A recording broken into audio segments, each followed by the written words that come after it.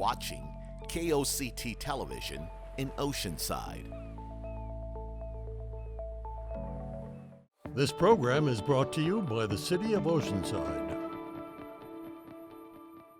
The following program does not necessarily reflect the views, opinions, or policies of the City of Oceanside, its elected officials, KOCT, its board of directors, or staff. Welcome to Oceanside Spectrum. I'm your host, CJ Demento, here to introduce you to the October edition of Oceanside Spectrum.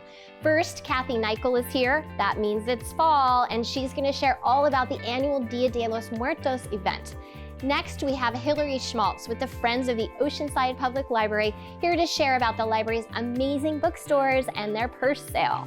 President of the El Camino High School National Honor Society, Brooke Gallegos, is here to share about and get your support for their food pantry. And San Diego Rescue Mission's President and CEO, Donnie D, is here to talk with us about the Oceanside Navigation Center and their Every Heart campaign. So stay tuned because Oceanside Spectrum starts now.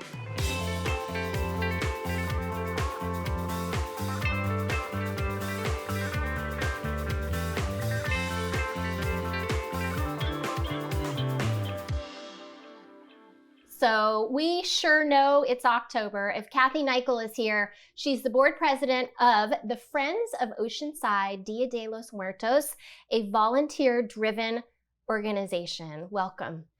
Good to have me. Yeah. Good to have me. I'm so glad to be here, CJ. I know you are, because it's October. Exactly. This is a big deal this month for you all. Very busy. Yeah, so full of great stuff, but the big deal that you want to talk about is the Dia de los Muertos celebration. Correct. Downtown Oceanside. So the 22nd annual Oceanside Dia de los Muertos on October 22nd from... Easy to remember. Exactly. Okay. From 10 a.m. to 5 p.m. And we have several different activities that are going to be going on that day. 7 blocks downtown, right next to City Hall on both sides of Coast Highway. We have, of course, our regular sponsors who are continuing, MainStreet Oceanside, who started the event, Milano Flower Company that has provided a truckload of flowers every event, every year for the altars and for the public. Amazing. And then Radio Latina, who has been our media sponsor since the beginning. Wow. It's a great event. We do several things. We have a car show that day that is run by Oceanside's own Por Siempre Car Club. Awesome. We have between 50 and 75 cars that day, and they do altars with flowers and memorabilia about their loved ones and the trunks. And that is the whole thought behind Dia de los Muertos, is to celebrate our ancestors and our loved ones and friends who have passed away. Right. And then we have 2 entertainment areas. We have our main stage area that will be on the west side with traditional dance, traditional music. Great. The music starts at 10 and goes until 5. We will have one of our fathers blessing all of the altars, to include the car altars.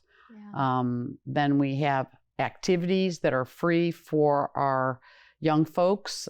Studio Ace comes in, our community partner, Studio Ace comes in, and you can do mass. Crown Heights, North County Lifeline, those 2 centers come in and they bring art, and you can color and do some type of art activity with them. Right. Home Depot, you can make tiles. Boys and Girls Club usually do flowers. And then, of course, our own City of Oceanside Library brings down the Adelanto bookmobile, talks all about reading and literacy, and have some games down there. So much happening that day. Yes. 10 to 5. No matter when you come, there'll be something for you to enjoy. Yes. Yeah. And 2 p.m. at the stage, we always do a Katrina contest with prizes. But again, an all volunteer driven event. And so we do need volunteers that day. It takes between 50 and 80 volunteers to run that event, to include our chalk cemetery, where you can actually make a memorial in chalk right there in downtown. I'm trying to see if I forgot anything, but I think you covered I think I covered a everything. lot of great stuff. You have some amazing sponsors. Yes, we do. For the day that I know that you really appreciate their ongoing support. Yes, we have, of course, like I said, MainStreet Oceanside, the city, Waste Management, North County Transit District gets the information out. That's a great way to get to the event. Yeah. We also have Mission Federal Credit Union, First Five San Diego, Community Health Group, and the list goes on and on. There are so many great community groups that are out there helping us do this traditional festival every year. And the very important group, the Friends of the Oceanside Dia de los Muertos, of which you founded back in 2006, is always looking for support as well. Yes, yes, we are. Continue the tradition, take it home with you. That's why we do it so early. Yeah, learn about another culture perhaps as well. All right. So for people to find out more about the day and the event and volunteer to be a part of it, where would you like them to go? They can go to our website. You can either put in Oceanside Dia, which will go to our website, which is friendsofOceansideDiaDeLosMuertos.org. Okay. You can sign up to be a volunteer, to participate, or just how to attend and get to the event with a map and what the activities are. Yeah, amazing day, 22nd annual. Congratulations. Thank you so much, CJ. I appreciate it. Thanks for being here. And we'll be right back with our next guest.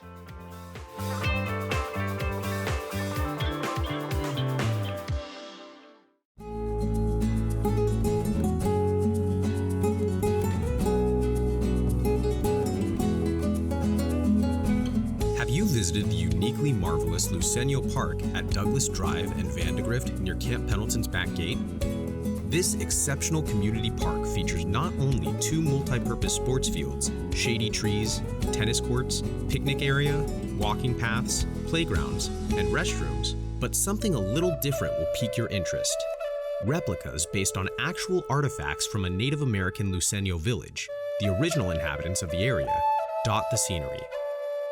As you stroll around, you'll soon notice distinctly placed boulders with pictographed markings, along with information on the Lucenio tribe. A plaque at the park outlines some of the history. The City of Oceanside and the San Luis Rey Lucenio Band of Mission Indians have brought together examples of the last culture to best recreate a Lucenio village at this site, where a village may have existed. Envisioned by Oceanside native Luis Munoa Fusat, born in 1908, the park was dedicated in 2004 with the 95-year-old Lucenio tribal leader there to celebrate in an opening ceremony with Lucenio dancers and drummers. Tribal leaders worked with the city and the Parks and Recreation Commission to include these replicated items of a village, including petroglyphs and pictographs, bedrock mortars, a shaman rock shelter, a roasting oven, and more. Plan to visit the park soon and gain a glimpse into history and Lucenio village life. Enjoy the park.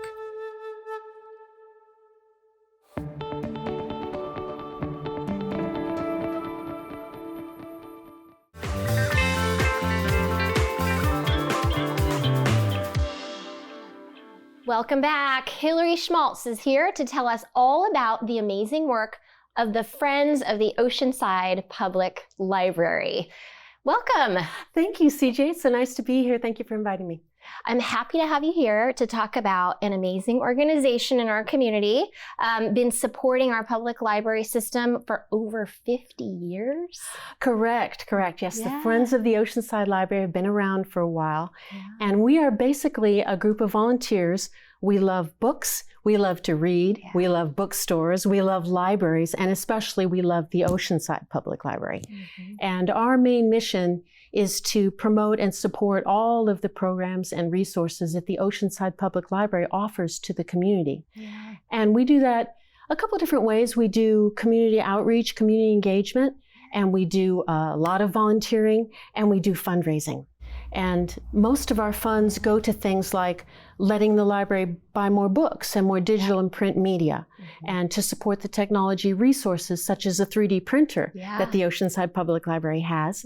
And we also support the outreach efforts. And that's things like the mini libraries, the bookmobiles, and the home delivery programs, which are so important in this community. Absolutely. And you do that to the tune of $100,000 a year in support for the library. We do. We've been growing and stretching our efforts. So yeah, we're really happy to be able to fill any shortfall that the Oceanside Public Library might have in its funding for the things that it wants to do. Yeah. And how do you do that?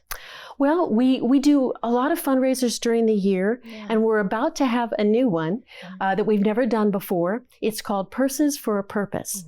And for the past 2 months, we have asked the community to go through their closets and their garages and give us their new and gently used purses, handbags, shoulder bags, vintage evening bags, backpacks, and the response has been tremendous. And on October 21st at the Downtown Civic Library, we will be selling them at bargain prices.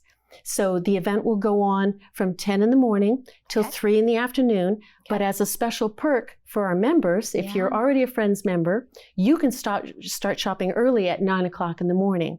And so you get a little extra time in there before anybody else comes in. And if you're not a Friends member, we will have someone there at the door selling memberships. Wonderful. Yeah. So it pays to be a member. It pays to be a member. Very good. I hadn't thought of that. So an important event and really a unique one, right? I haven't seen one like this in some time. No, this is the first time we've done this, and we got the idea because last year at the Gifts Galore event that we always have at Christmas time, someone donated purses. We put them out and they flew off the tables, and we thought, interesting. And we're just always looking for ways to put out something fun for the community and of course get more funds for our dearly beloved library. Absolutely. And another way you do that is with your bookstores. We do. Tell us about the bookstores that the Friends run and operate. Yeah, we're growing there as well, and it's wonderful. We have a bookstore, of course, run by the Friends in the downtown Oceanside Public Library, and then we have one at the Mission Branch. We just opened one like a month and a half ago at the John Landis Community Center, and then we are fortunate enough to get a standalone, real no-kidding storefront downtown Oceanside on Coast Highway. It's called Jane and Evie's Used Books, and we are so thrilled. That's a lovely, lovely bookstore there. It really is. It really and is. As if that wasn't enough, we are now selling books on Amazon. We have a whole group of volunteers that do that. And we are also at the farmers market every Thursday. Absolutely. So we are busy. Quite an operation, the Friends of the Library. Yeah, you really are. And if people want to find out more, if they want to get involved, they want to volunteer at a bookstore or at the event, become a member of the library, or just support, how do you want them to do that? So super easy. They can go into any of our bookstores and talk to one of the volunteers who's sitting there. We have membership forms and they can sign up. We have individual memberships, family memberships, even business memberships. And on that same form, there's a block they can check that says, I'm interested in volunteering. No commitment, just interested. And a Friends member will contact them and we can discuss what they would like to do, what we need, what their availability might be. And then the other way they can do it is to go online to oplfriends.org, and exactly they can sign up as a friend, they can volunteer, all that can be done that way as well. Yeah, and find out more about what the Friends support and their mission as well. Exactly, and all of our events that are coming up. You don't want to miss our events. Amazing. So thank you so much for all you do for the local library. Thank you. It's a pleasure, CJ. We love doing it. Hang in there. We'll be right back with our next guest.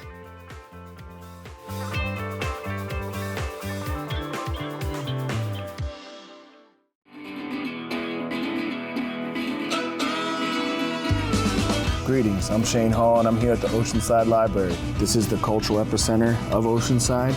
I feel privileged to be able to hang out here, but anybody can. Make sure you visit the library to keep up to date on the local goings-on, see what's happening. There's a lot of things going on in the community. This is the place to find out what it is. There's something here for everyone, and it's here for you. So come check it out. We'll see you around.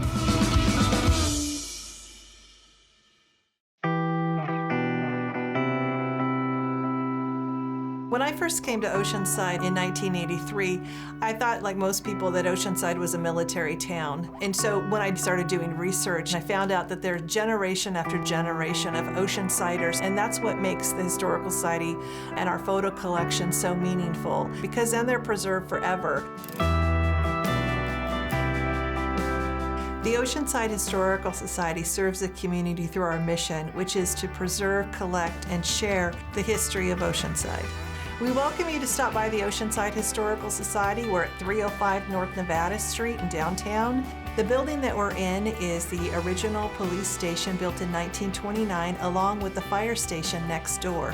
We have one of the largest photo collections in San Diego County, and it's really what brings a lot of people in, as well as an archives for research on hundreds of subjects pertaining to Oceanside. April through September, we have guided walking tours. We travel all over downtown Oceanside, and they're free. It's a great way to learn about lots of great spots in Oceanside, considered iconic. Oceanside has continued to change and transform itself, but we're keeping our past with us, and we want to embrace all of that. We want to embrace where we've been and where we're going. If you want to help support our mission to preserve and share Oceanside history, you can join the Historical Society for as little as $25 a year. You can go to our website at historicalsociety.org, join, purchase a book, download a photo, and find out more about Oceanside history.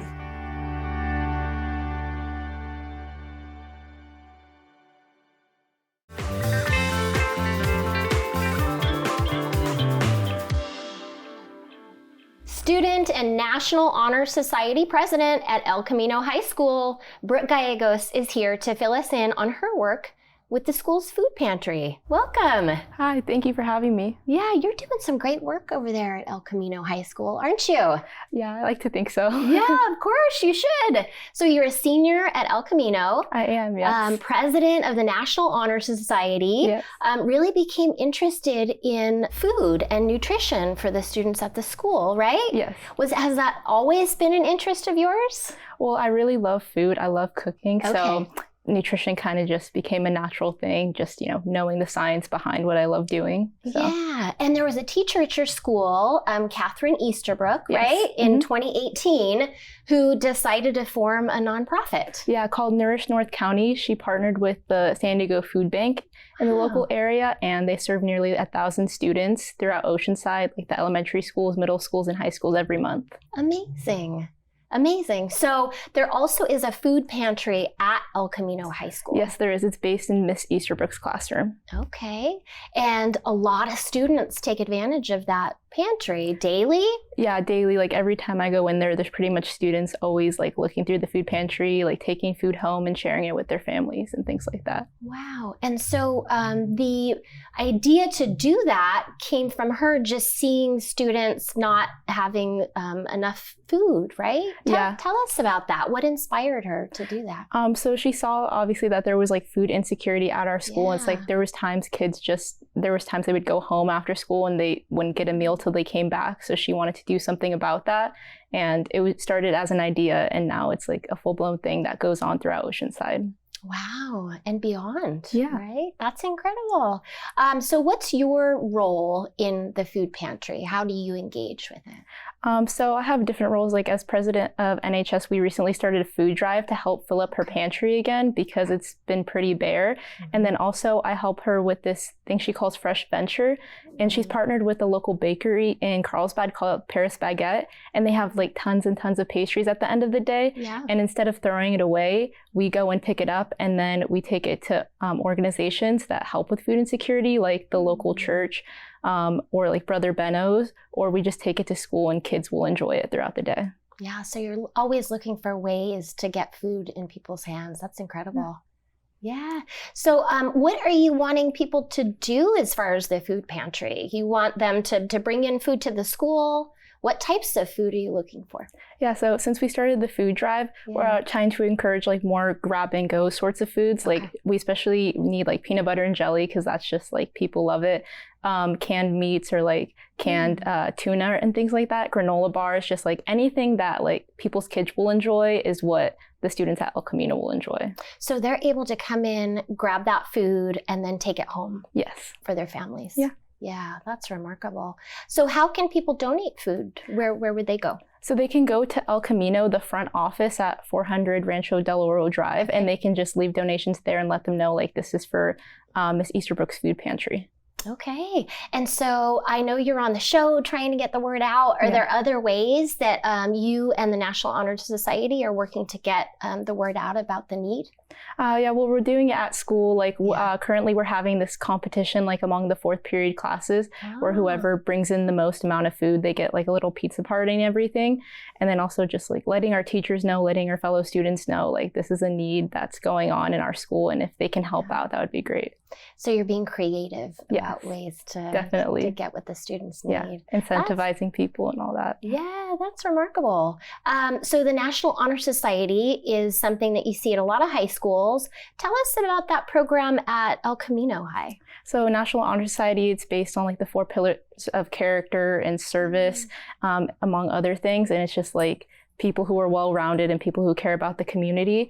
So that's what we're doing. We're trying to serve the school and the community and also the world internationally in general. Wow. And constantly looking for ways to give back to Oceanside. Absolutely. Good for you. Good for you. So what are your plans, your future plans as a senior at El Camino? Well, after I graduate, I already have my whole plan. I want to go to Purdue in Indiana.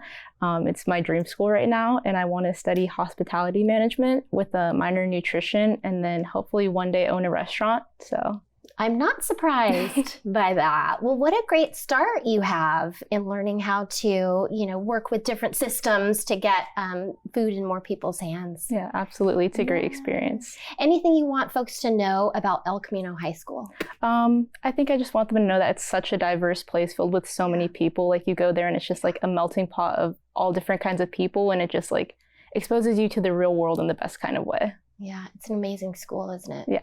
Yeah. Well, so are you. Oh, thank you. I appreciate that. An amazing student, and look forward to your future. If people want to donate food to El Camino High School, they can bring it to the front office. Yes. Okay, and you encourage them to do that at any time that the school's open? Yes. Okay, all right. Anything else? No, I just hope people can help out because there's people in our community that really need it. Yeah. Well, thank you so much for all you're doing. Great to talk to you. Thank you. Thank you for having me. We will be back with our final guest.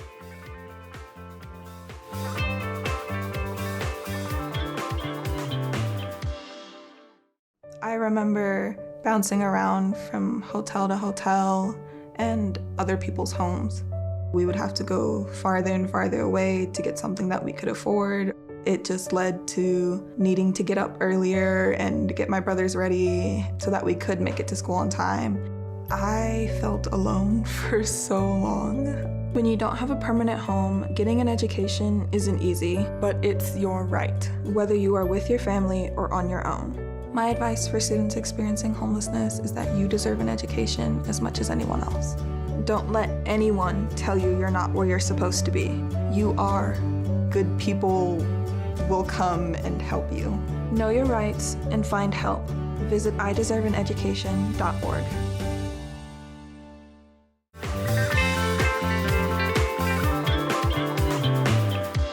All right, welcome back. President and CEO of San Diego Rescue Mission, Donnie D, is here to update us on all the work being done by his amazing organization. Welcome.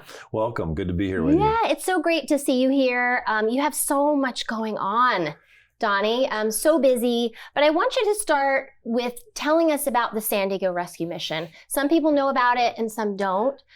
So fill us in on your organization. Thanks for allowing us to tell the story and for interviewing us today. Absolutely. We've been around about 70 years. We started as a soup kitchen, and I think it was 10 or 15 years after they launched that they realized we were serving the same people every night, dinner and lunch, and they realized that, hey, there was something more systemic going on here. So we've evolved into a rehabilitation program over the last many years, and we have a 360-bed facility in downtown San Diego, and what we believe is the solution to homelessness is rehab. Anything short of that, and we're just moving people around, because we believe homelessness is a heart issue. It's not just a drug and alcohol challenge or a job challenge or early childhood trauma challenge, that until we begin to address the issues of the heart through a comprehensive rehabilitation program, then really we're not changing homelessness. And so that's really what we do best, is we take you in and we guarantee you, give us 12 months, we'll get you off the streets permanently. Yeah, and you do a lot of holistic work, but it's also very personalized. They each have to see a case manager. So one of the requirements to be in this long-term program, along with committing to sobriety, so you can't use or drink while you're in our program. And that case manager builds a program for you. There's boundaries classes and anger management classes and drug and alcohol classes and parenting classes and interviewing classes and just all kinds of resources for them so they can put their life back together again. Amazing, amazing. So a new resource for your organization is the Oceanside Navigation Center. That's right. This is a vision that came to us during COVID while we were sheltering in place. It kind of gave us a chance as a leadership team to think and to pray and to figure out, hey, when COVID's over, what are we going to do differently? And I think what we realized is that we needed a triage center out in the region. Homelessness is not just a downtown problem. It's a county-wide crisis. And I think what we realized was we needed facilities out in the region where we could get people off the streets immediately and through case management figure out where you go next. Now, many of them will come downtown. You can't come downtown first anymore. You go to one of these navigation centers, and in that 30-day stay, we figure out what your issues are, what you've been through, where your family is, have you ever worked, is addiction or drug or alcoholism, is that really your challenge? And if it is, then we can build a program around what you need to end your homelessness. And so we did open a navigation center here in Oceanside about 3.5 weeks ago. And as of today, we have 35 people. We'll get to 50 here within the next 7 to 10 days. We have 35 people that are there as guests trying to figure out how to take the next step forward to end their homelessness. And it's really an incredible facility that you've made there. I mean, the actual navigation center itself really is a great tool for the work that you're wanting to do. We're pretty proud of it. It's a lot of people don't know this, but it's a private-public partnership. So the City of Oceanside bought the building. The City of Oceanside renovated the building, and they did everything we asked them to do to turn that into a facility that we could actually use and make a difference in the lives of people. Our commitment as an organization was that we would pay to operate. And so that's how we're working together. So they're allowing us to use their facility so that we can help people in Oceanside get off the streets. Yeah, but part of that is continued funding to support the program, and you have some campaigns that you're working on to make that happen. That's correct. The easy part was putting our vision on paper. The hard part is figuring out how to pay for it. So it is a $25 million capital campaign that includes the Oceanside Navigation Center. It also includes a National City Navigation Center, which will be online in January of 2024, so here in a few months. And then somewhere down the road, we will open a third in East County, and it'll be through these 3 remote sites that we are able to get people off the streets immediately and then help them figure out where they go next. Many of them need to come downtown to be a part of a long-term program. That's called the Every Heart campaign because, again, we believe homelessness is a heart issue. And to participate, you can go to sdrescue.org, and there's information there on our Every Heart campaign. So you're trying to raise the $25 million for this really large-scale addressing of homelessness throughout the county. It is an extension of what we currently do. We have an operating budget, which is about $14 million, but in order to launch our services out into the region and to renovate our facility downtown, we set a goal to raise $25 million. We've raised about $10 million of that, committed over a 3-year period of time, but San Diegans have been very generous because they care about this issue, and I think they're looking for results, and we've been able to show them that we're getting people off the streets immediately, and we're getting people off the streets permanently. And in North County as well. That's right. And Oceanside's a beautiful facility. So if anybody wants to come by and take a tour or volunteer, that information's on our website as well. Okay, so if people want to take a tour, they want to volunteer, they want to give to your Every Heart campaign and make a difference, tell us again where they go. Yeah, the best place to go is sdrescue.org. That's sdrescue.org. And All of the information is on our website about the Every Heart campaign. There's actually a little volunteer hub that they can click that. Great. And then click Oceanside, and there's opportunities to serve meals. There's opportunities to serve in the resource center. There's all kinds of opportunities to be involved. We had 256 volunteers serve last week alone at the San Diego Rescue Mission between North County and downtown. And so there's plenty of opportunities to get involved and help us with our humanitarian crisis. Incredible. Well, thank you so much for all the great information and work that you're doing countywide. Thank you. And thank you for watching this edition of Oceanside Spectrum. So many great events happening and such good work being done in our community. If you would like to be a guest on the show, please visit koct.org/spectrum to find out details on how your nonprofit can be a part of Spectrum. Stay up to date with all things North County by visiting koct.org. Thank you and take good care.